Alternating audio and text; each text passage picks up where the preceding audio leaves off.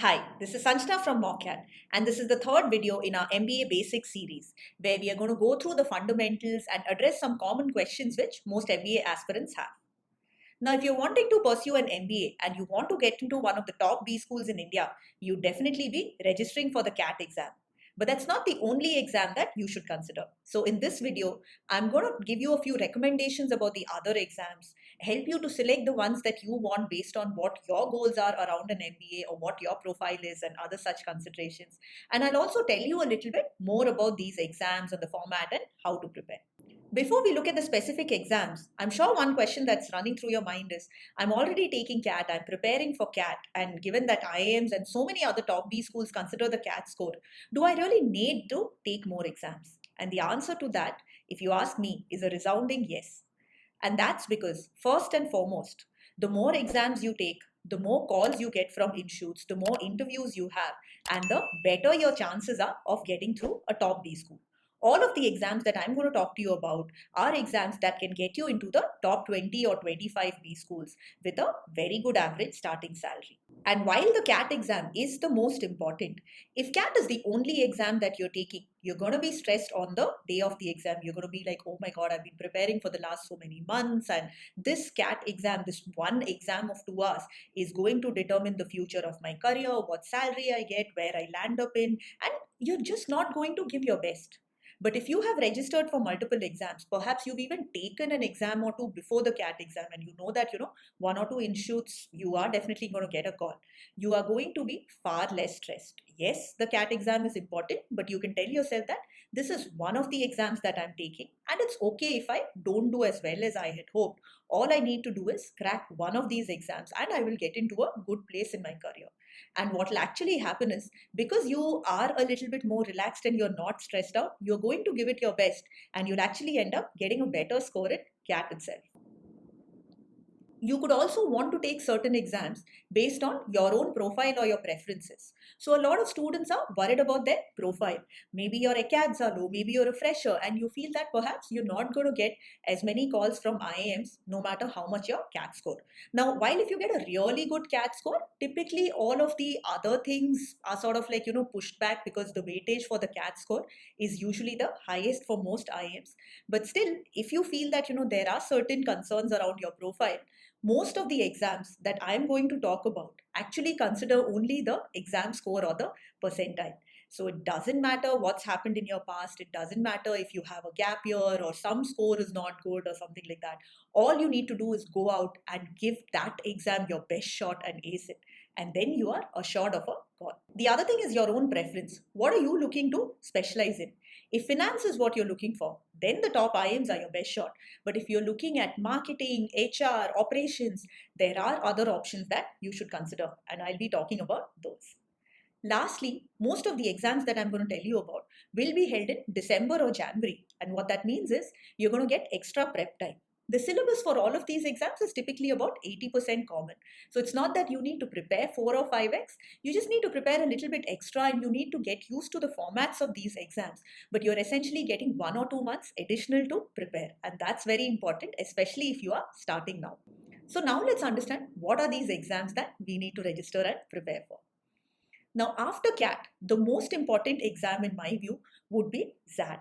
A lot of people know the XAT exam for the XLRI HR program, and XLRI is definitely considered to be the best when it comes to HR. But their business management program is also very well respected, and the average salary is something which is comparable to the top 5 or top 10 B schools. In fact, I would definitely consider XLRI to be pretty high up in the top 10 B schools. But along with XLRI, or Xavier School of Management as it's known now, there's a whole bunch of other B schools which also consider your XAT score. Many of them will look at the best of your CAT or XAT. So you are actually being given options. So IMT, MICA, KJ Somaya, some of these, and there's a much longer list. Along with that, you might also consider the SNAP exam that's conducted by the Symbiosis Institutes, and SIBM Pune and SCM HRD Pune particularly are the best known institutes over there. But there are a total of 15 Symbiosis Institutes that accept the SNAP score.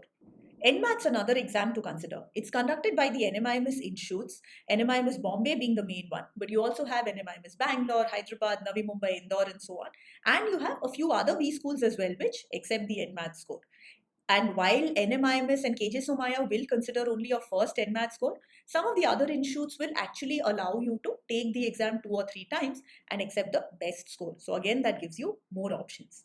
Lastly, you can also choose exams depending on your personal preferences. So if marketing is what you're interested in, definitely IIMs, FMS, SPGen, MDI, a lot of these are really good. XLRI is another one. But MICA again is considered to be pretty good in marketing. That's Mudra Institute of Communications, Ahmedabad. Now for them, you need to take CAT or ZAT, and along with that, you need to take their own exam, MyCAT, which is a little different from the usual CAT, ZAT, and other MBA entrances format. There'll be more creative writing and longer writing over there, and not just MCQ questions. If you're interested in HR instead, XLRI and TIS, that's Tata Institute of Social Sciences, are the top 2 B schools, considered to be better even over the IIMs or other B schools. And you need to take ZAT for XLRI and TISNET for TIS. Coming to the third one on the list here, usually I don't recommend prioritizing the state level exams because most of the top 40 or top 50 B schools consider the national level exams like CAT, ZAT, and so on. But then, if you're a Maharashtra resident, MHCET gives you access to JBIMS, and you get an advantage because of the reservation for the state, and you need a slightly lower score. So you can anyway give MHCET, but if you are a resident of Maharashtra and you fulfill the conditions, this exam definitely is something which you should take, because getting you an option to get into JBIMS, which is again something which would be considered to be, if not in the top 10, say in the top 20 for sure. You can also consider CMAT. There are a few institutes in the top 40 or 50 which consider the CMAT score, and this exam is also held later, so that actually gives you quite some additional time to prepare. And if you have work experience of 2 years or more, you can also look to take GMAT for ISB. There, the minimum work experience required is 2 years. Now, here, of course, I'm not considering taking GMAT for the exec MBA that the IIMs have, or some of the other institutes have. We are assuming that CAT is what you are going for. But if you have a couple of years of work experience, ISB definitely is something which opens up for which you take GMAT. So let's understand a little bit more about some of these exams. I'll be covering ZAT, SNAP, and NMAT for today. ZAT is conducted by XLRI or Xavier School of Management. It's typically scheduled on the first Sunday of the coming January. This year it's on 7 Jan 2024.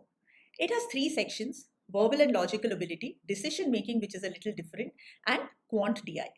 I've put in the number of questions that we had last year, and we can expect it to be a little bit similar. We'll get a little less than 3 hours for these 76 questions.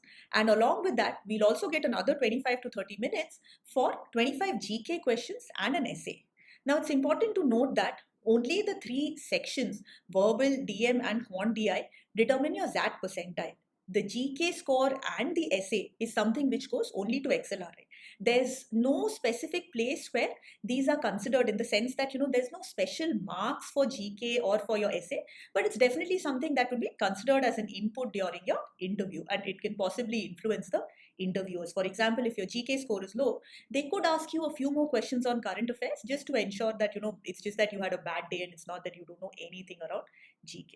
All the questions will be MCQs with 5 options each. Every correct question gets you +1, and every incorrect question gets you -0.25. No negative marks on the GK front. But they also have a unique thing in the marking, where if you leave more than 8 questions unattempted, they are going to deduct 0.1 marks from the 9th question onwards. So if you leave up to 8 questions unattempted, there's no additional negative. If you leave, say, 10 questions unattempted, you will get -0.2 for the 9th and the 10th question. And this is something because they expect us to, have studied and know all the sections. And if you look at it from a timing perspective, CAT has had anywhere from 66 to 76 questions in 2 hours over the last 3 years. But ZAT is giving us almost 3 hours for 76 questions. So it's something where they can reasonably expect that we end up finishing the paper, or at least, getting close to that. Now, some more details about the exam. We do have sectional cutoffs as well as, of course, the overall cutoff, but there are no sectional timers. This means that you need to tweak your strategy based on your strengths. So what I do, for example, because verbal is my strength, I'll take a little less time for verbal and devote more time for the other sections to maximize my overall score. So something like this is what you can consider based on your own strengths and weaknesses. So XLRI will have a sectional percentile cutoff as well as an overall percentile cutoff. It will vary depending on whether it's the BM program or the HRM, and they also split people into male, female, engineer, and non-engineer. So you will get separate minimum and overall percentiles for all of these, and it's something that they will release somewhere around when the scorecard and the percentiles come out. In terms of placements, there are many B schools in the top 40 or 50 which have 100% placements that accept the XAT score. The best one, of course, is XLRI, where the average salary is little over 32 lakhs right now. Now, looking at the SNAP exam, it's something which will probably happen in December and Jan. Now, the exact dates have not yet come out, but if you heard it, I said December and Jan and not December or Jan. And that's because the exam has been conducted over 3 days. And the last year, they've actually allowed us to take all the 3 exams and they will consider your best score. So you might do badly 1 or 2 attempts, but if you ace the exam just once, that will be sufficient for you to get a call. Now, it's a fast exam. We have 60 questions in 60 minutes, and 3 sections that we have are general English, analytical and logical reasoning, and quant and DI and DS, that's data interpretation and data sufficiency. We will have all multiple choice questions with 4 options. Because it's 60 questions in 60 minutes, we're not going to have long LR cases or even reading comprehension questions. The marking scheme is +1 and -0.25. There are no sectional timers and there also are no sectional cutoffs. Each institute will have a separate percentile cutoff. SIBM typically tends to be around 98-99 percentile, which is somewhere around 40 marks out of a total possible 60 marks. So the marks that you need are high, but as a result of that, you can actually get into SIBM where the average starting salary is over 26 lakhs. And Symbiosis institutes, just like XLRI, consider only the percentile. In fact, XLRI will consider your overall as well as your sectional percentile and nothing else. SNAP will only look at your overall percentile to shortlist you, or rather Symbiosis will look at your overall percentile to shortlist you, and that's it. Another institute that looks at only the score are the NMIMS institutes that conduct the NMAT exam. NMAT is an exam that you can schedule on any date from 10th October to 19th December. Now, I've shot a detailed video on NMAT where I've gone into the exam format and what is the date that you should go for and the form and all of the other details. So I'll link it up here so that you can go through that. But I'll briefly give you a gist of the exam. We have 3 sections: language skills, logical reasoning, and quantitative skills.